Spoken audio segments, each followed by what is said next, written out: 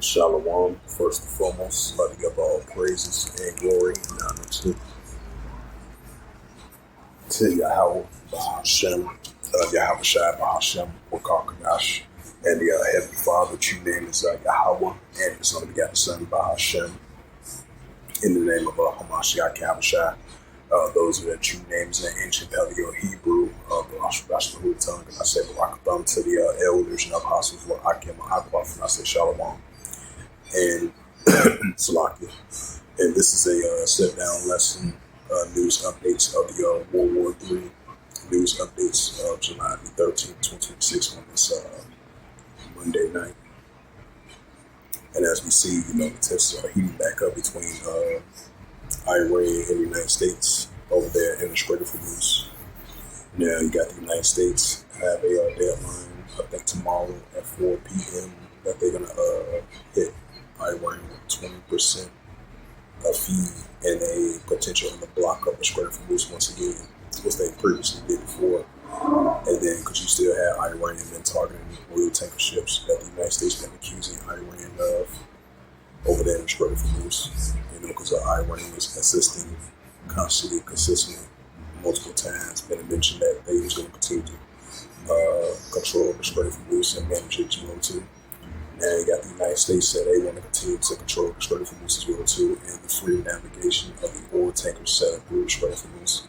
So that best believe Iran is going to respond back to that as well too, as the tensions are heating back up once again between Iran and the United States arms over there in Iran and over there in the Strait of Hormuz.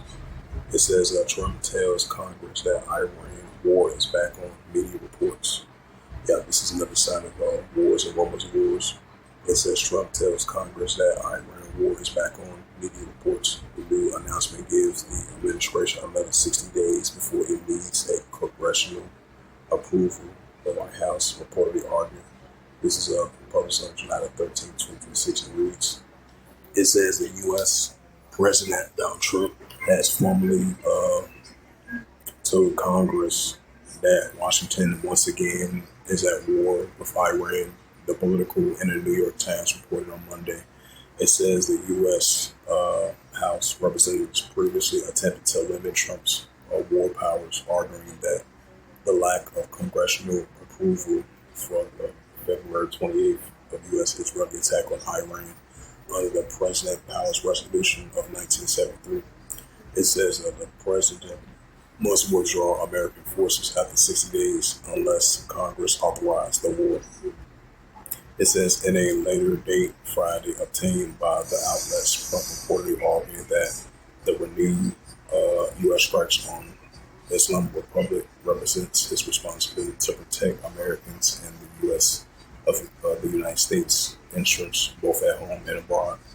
It says the White House argued that the move gives the Trump administration a fresh 60 days timeline to continue with military operations against Iran, according to the reports.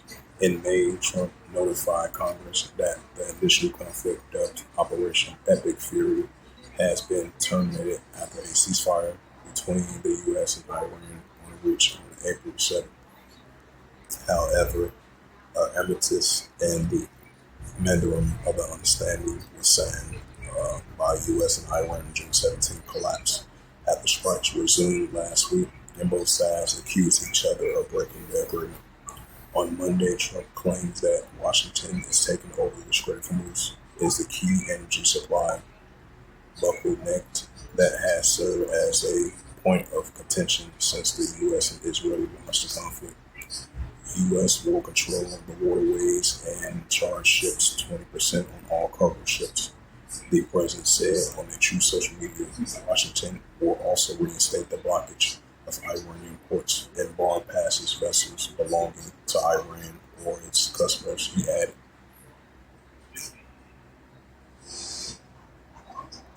This is the book of Matthew, chapter 26. Matthew 24, verse 6, I meant to say. Matthew chapter 24. Matter of fact, I'm starting at verse 3. Matthew 24 and verse 3. And as he sat down upon the Mount of Olives, and the disciples came and said privately, saying, tell us when these things be, when should be the sign of thy coming into the world.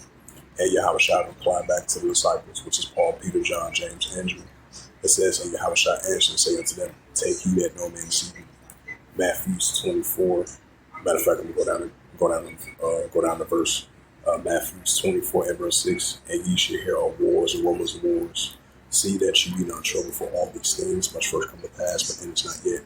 Right, and that's what we're seeing, these uptick of modern day wars and rumors of wars that Yahushua spoke about that was going to occur 2,000 years ago. Now we're seeing it. Now we're seeing it in our world today in modern day times. So that lets you know these wars and rumors of wars been heating up off and on back and forth throughout the years and generations, especially as of now, the tensions are heating up once again between Iran and the United States and the battle of the Strait of Hormuz over in Western Asia. Matthew 24 and verse 7. Now we know it's going to come to pass and it's going to be fulfilled. But as of right now, these wars and rumors of wars are definitely going to be heating up on a day-to-day basis, because these nuclear escalations and tensions are definitely heating up between these armies of our nations, of the United States versus Iran.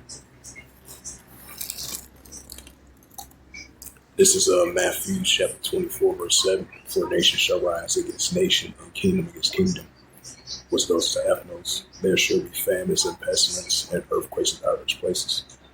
And this is the book of Luke 21 and verse 10, things to come. Then said he unto them, nation shall rise against nation, and kingdom against kingdom. Right, just like a news article that just came out earlier today. Now you got these tensions are heating up over there in Yemen, in those Mediterranean Sea and the Red Sea. The tensions potentially might heat back up between the Saudi Yemen coalition versus the Houthi rebels, as they I think the Saudis and the Yemen forces use airstrikes on the airport over there, which is controlled by the Houthi rebels, had unalived like 16 people previously and recently, I believe, as well too. And I believe the Houthi rebels, they're going to respond back for that, targeting the Saudi and the Yemen coalition forces over there, and over there in Yemen. So that that's another escalation potentially might heat up as well too. And then you got the proxy groups, the pro-Iranian groups still might rise against the Israel Defense Force. And then you still got tensions are heating up between the borders of Palestine and against the Israel Defense Force, which they've been going on for quite a while. This is nothing new in the sun, but the United States had a peace broker deal, was that like a couple of weeks ago.